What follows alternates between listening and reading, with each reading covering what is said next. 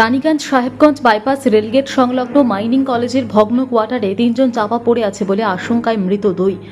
রাস্তা সম্প্রসারণের কাজের সময় হঠাৎ করেই বাড়ি ভাঙা অংশে লোহার রড নিতে যাওয়ার সময় বাড়ির একাংশ ধসে পড়ে।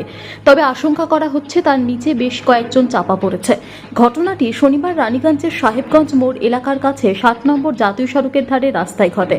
জানা যায়, রাস্তা সম্প্রসারণের কাজে যে সকল বাড়ি ভাঙা হচ্ছে সেই সকল বাড়িগুলিতে কিছু ব্যক্তি লোহা কোড়ানোর সময় একটি অংশের দেওয়াল চাপা পড়ে তাতে বেশ কয়েকজন ব্যক্তির চাপা পড়ার আশঙ্কা করা হচ্ছে। এই মুহূর্তে ঘটনাস্থলে রানীগঞ্জ থানার বল্লভপুর ফাঁড়ির পুলিশ ও উদ্ধারকারী দল পৌঁছেছে ঘটনাস্থলে। স্থানীয়দের দাবি, বেশ কয়েকজন সেখানে লোহা কুড়ানোর সময় চাপা পড়ে থাকতে পারে। সমস্ত বিষয়টি নজর রাখছে পুলিশ প্রশাসন। আনা হচ্ছে সেখানে দ্রুত উদ্ধারের জন্য সামগ্রী। এই মুহূর্তে মাটি কাটা জেসিপি মেশিন দিয়ে সরিয়ে দেওয়া হচ্ছে বাড়ির ভাঙাচোরা অংশ।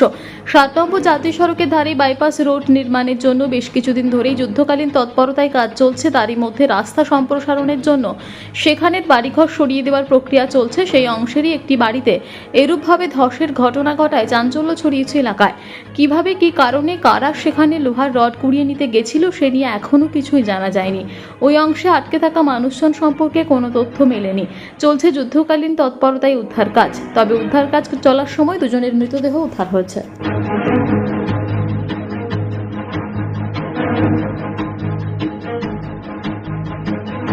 ঘটনা বলতে দাদা, এখানে একটা বিল্ডিং ছিল, সেটা এখানে লোকাল ছেলেরা কিছু ভাঙাভাঙি করছে।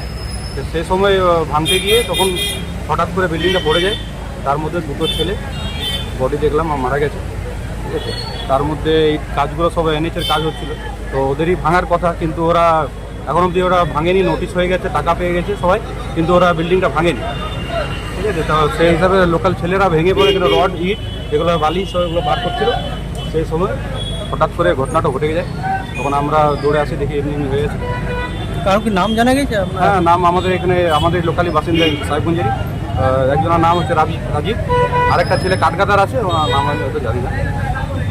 ভাঙি এমনি চলছে, কিন্তু এনএচেরই এটা কাজ, তো এনএচি ওরাই নিজেরা ভাঙে এটা, কিন্তু যেহেতু লোকালে ছেলেরা এগুলো ভাঙাভাঙি করছিল। তো যাই হোক, তো এটা আমরা দেখছি কি করা যায়, এবারে আমরা নিজের মধ্যে বসবো। আরও কেউ ফেঁসে আছে বলে মনে হচ্ছে?